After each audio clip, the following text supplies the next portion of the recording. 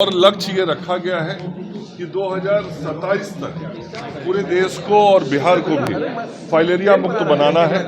और फाइलेरिया मुक्त बनाने के लिए जो समाज में जागरूकता आनी चाहिए वो जागरूकता लाने का भी हम काम कर रहे हैं। इसी के तहत बिहार में 10 फरवरी से लेके 27 फरवरी तक विशेष अभियान चलाया जाएगा और 11 फरवरी को एक मेगा अभियान चलेगा जिसमें एक ही दिन में 1.5 करोड़ लोगों तक ये दवाइयाँ खिलाने के लक्ष्य के साथ हम काम कर रहे हैं और निश्चित रूप से बिहार की जनता के सहयोग से सफलता मिलेगी। मल्लिकार्जुन खड़गे जी जिस पार्टी का प्रतिनिधित्व करते हैं उस पार्टी के सभी नेता चांदी का चम्मच लेके मुंह में जन्म लेते हैं। आवाज जनता की। नमस्कार, मैं तृप्ति सिंह और आप देख रहे हैं न्यूज़ पीआर। स्वास्थ्य मंत्री मंगल पांडे ने फलेरिया मुक्त बिहार बनाने को लेकर क्या कुछ कहा, आइए आपको दिखाते हैं इस खबर में। फलेरिया मुक्त करने का अभियान चलाया जा रहा है और लक्ष्य ये रखा गया है कि 2027 तक पूरे देश को और बिहार को भी फाइलेरिया मुक्त बनाना है।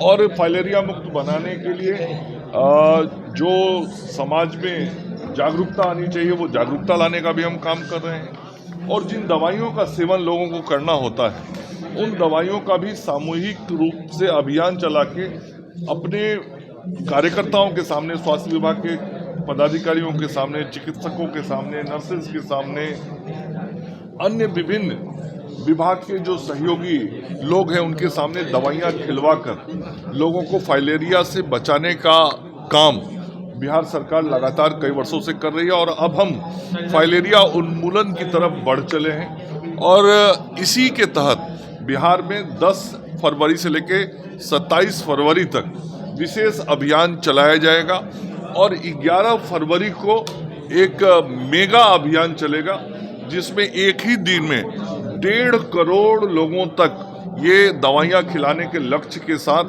हम काम कर रहे हैं और निश्चित रूप से बिहार की जनता के सहयोग से सफलता मिलेगी और हम बिहार को 2027 तक फाइलेरिया मुक्त बनाएंगे। जेड श्रेणी की सुरक्षा मिल गई है आपको, क्या कहेंगे, कैसा रहेगा? तो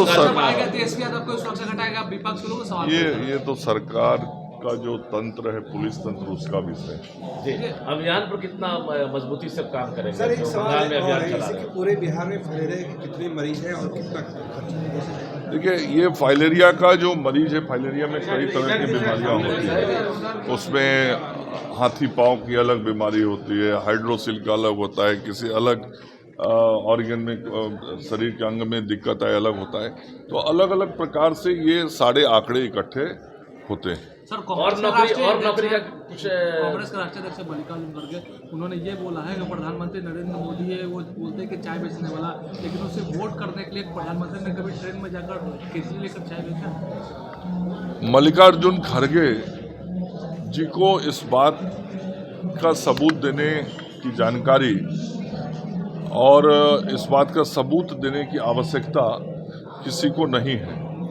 मल्लिकार्जुन खड़गे जी जिस पार्टी का प्रतिनिधित्व करते हैं उस पार्टी के सभी नेता चांदी का चम्मच लेके मुंह में जन्म लेते हैं। और मल्लिकार्जुन खड़गे जी पार्टी का अध्यक्ष होके भी कुछ निर्णय नहीं कर सकते, अपने उन लोगों के आंखों के इशारे पे चलते हैं जो चांदी का चम्मच लेके जन्म लिए हैं, या जो जन्म लेने वाली तो विदेश की हैं, आज आके भारत की राजनीति को नियंत्रित करने का कोशिश कर रही हैं।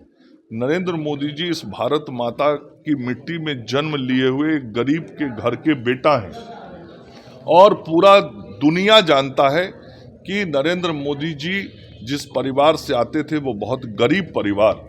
उनके पिताजी चाय बेचते थे, नरेंद्र मोदी जी ने भी चाय बेचा है।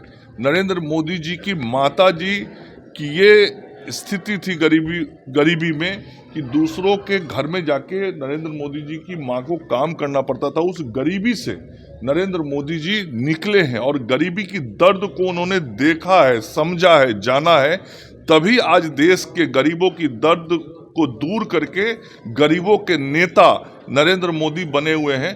मल्लिकार्जुन खड़गे जी और उनके पार्टी के लोग तो सब अरबपति खरबपति लोग हैं। उन लोगों को क्या मालूम होगा कि चाय बेचना, केटली उठाना, उसके परिवार का दर्द क्या होता है, उसकी समस्याएं क्या होती है। इसीलिए तो अब देश की जनता भी उन लोगों को नहीं पूछ रही जो गरीब का बेटा है उसी को पूछ सर, रही। ममता बनर्जी उन्होंने ये कहा कि बंगाल में SIR के कारण है ना चिंता में 110 लोगों की मौत हो गई है। मतदाताओं की पीड़ा मेरी कविता में प्रकाशित है। ममता बनर्जी जी पूरी तरीके से तंत्र को प्रभावित करके SIR के काम को रोकना चाहती है और तंत्र को प्रभावित करने के लिए वो अपने पॉलिटिकल सिस्टम का भी उपयोग करती है, राजनीतिक जो उनके पास ताकत है उनके संगठन का उसका इस्तेमाल करती हैं, सरकार के पूरे तंत्र का इस्तेमाल करती हैं। जो सरकार के अधिकारी हैं, जो पुलिस तंत्र में बैठे हुए लोग हैं, उन लोगों पर भी ऐसा दबाव बनाती हैं कि मजबूरी में वो लोग वही काम करें जिसमें TMC को फायदा हो। और यही कारण है कि जब SIR का काम शुरू हुआ पश्चिम बंगाल में तो कई दुखद घटनाएं हम सब लोगों को सुनने को मिली और इस SIR के काम से जुड़े हुए कई लोगों के आत्महत्या की भी जानकारी और समाचार हम लोगों के सामने आए। ये सब जो TMC के लोग दबाव देते हैं गलत काम करने के लिए, और वो अधिकारी, वो BLO जब नहीं करता इनके काम को तो वो इतना दबाव बनाते हैं कि वो बेचारा इस मानसिक स्थिति में पहुंच के ऐसा निर्णय करता है। तो ये तो स्वयं अराजकता फैलाना चाहती है और दबाव बना के इस प्रकार की घटनाएं करती हैं, सड़कों पे ड्रामा करवाती हैं, बॉर्डर से दूसरे देश के बांग्लादेश से के लोगों को पश्चिम बंगाल में लेके आती हैं कि वो इनके वोटर बन के वोट दिलवाएं। तो ये घुसपैठियों की सरकार अब नहीं चलने वाली और पश्चिम बंगाल की जनता का जो अधिकार है, हक है, हुकूक है, वो छीन के जो ये घुसपैठियों को दे रही हैं।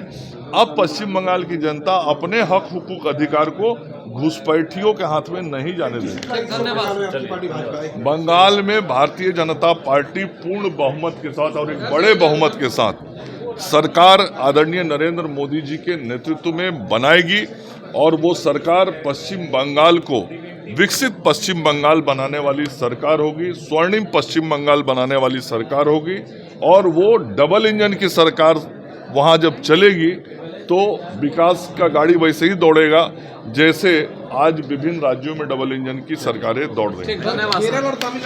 तो अभी आपने सुना स्वास्थ्य मंत्री मंगल पांडे ने क्या कुछ कहा। उन्होंने कहा 10 फरवरी से 27 फरवरी तक फलेरिया मुक्त अभियान चलाया जाएगा।